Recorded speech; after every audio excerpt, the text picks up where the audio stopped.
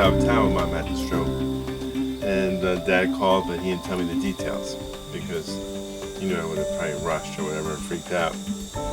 And he came in, and then when they told me where Mom was, I was like, ICU. This doesn't sound like a simple injury.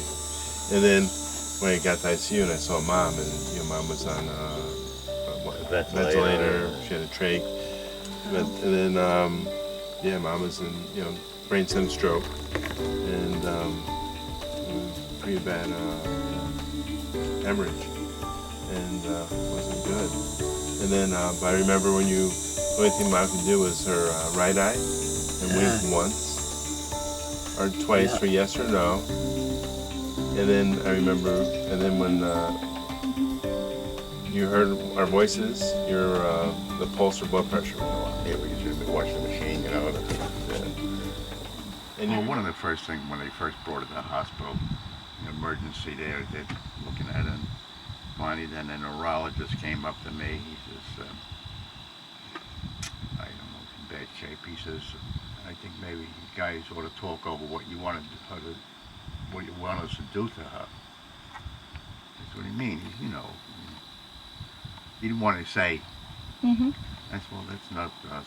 He makes the decision. We don't make that decision. So, we want to put in a nursing home for custodial care because there's no progress. That's well, there is progress. He said, what do you mean? So I told him, and it's like somebody put a spring in his back. He jumped out of his chair and he ran to her room. And he goes, Bonnie, squeeze my fingers. And she does. Move your toe. And he says, he's so mad. I want therapists here right now. Start working on her.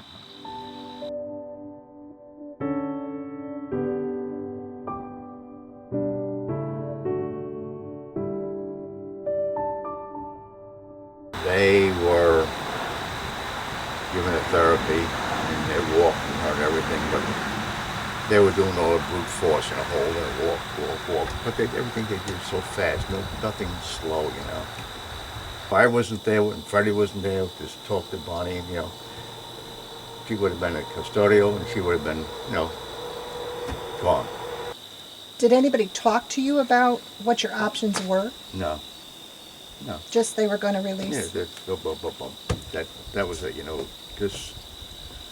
and so I got Bonnie home. They had therapists coming and what have you. They took care of Bonnie. I can't complain about that. And here we are. So, they didn't give us any training or any heads up on what we had to do.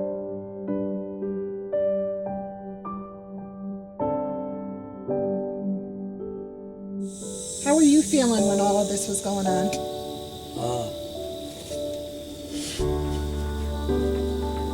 I just could not think. I could not talk.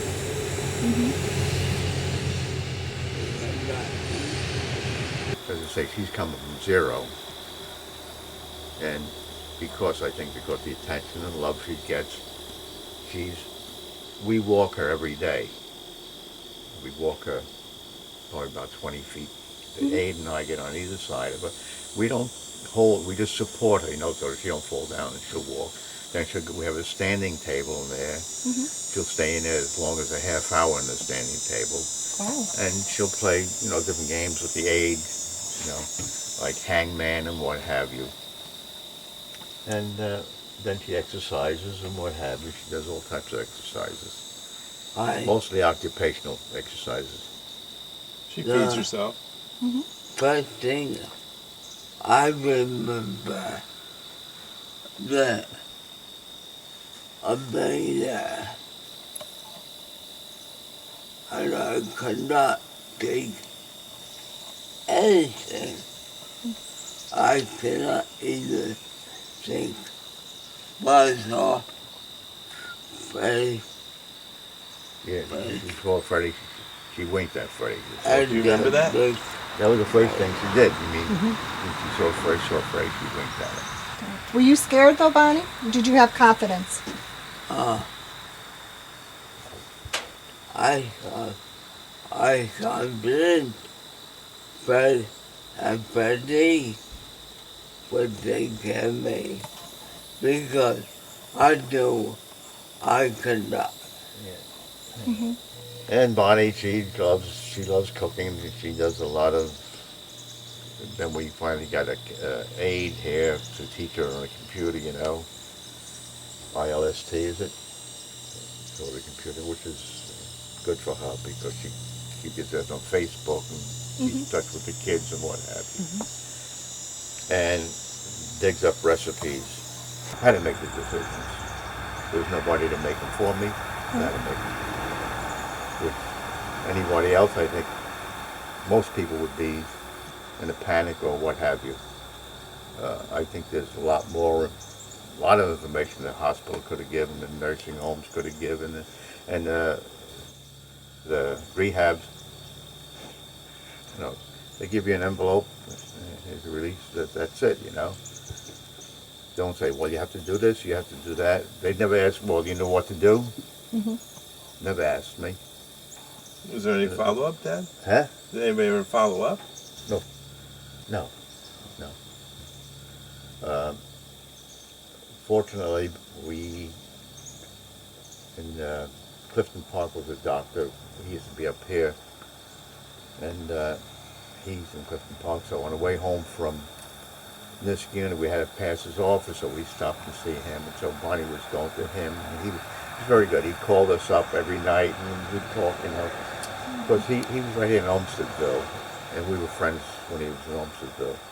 And he was on so many different types of medicines, pathetic. He would call up, he said, well, cut this out, cut that out, try this, do that. And over a period of time, we're down to just a few medicines, you know what I mean? He says, his theory was that more medicine doesn't mean it's better. Less medicine is better.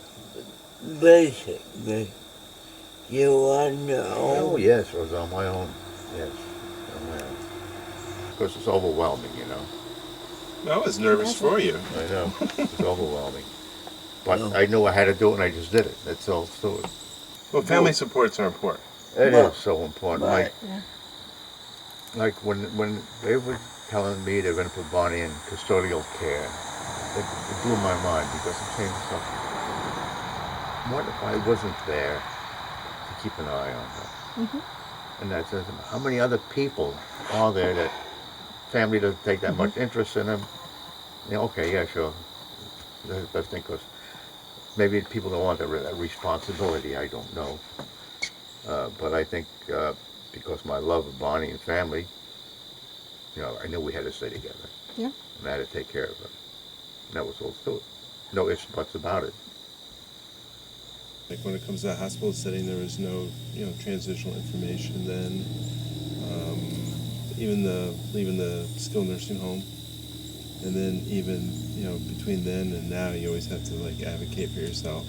And you know, kind of push it when it comes to what's out there, what can we do, and stay on top of things because you know, things slip through the cracks. Everything, you know, we have AIDS coming, we have this, we have that, and if you don't get on them, nothing gets done.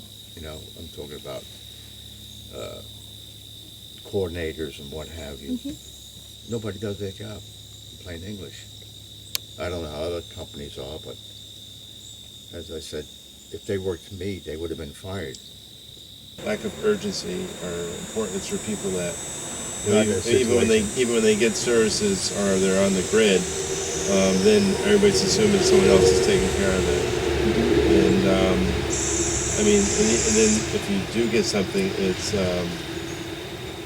much later than anticipated, or it's no longer required. Right. It's important Very important. to, you know, maintain your therapy, maintain your wellness, so you can stay in the community safely.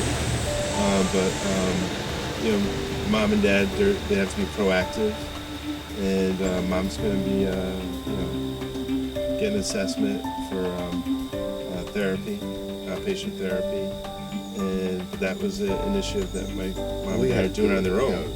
Nobody suggested it. Otherwise, there'd be no therapies.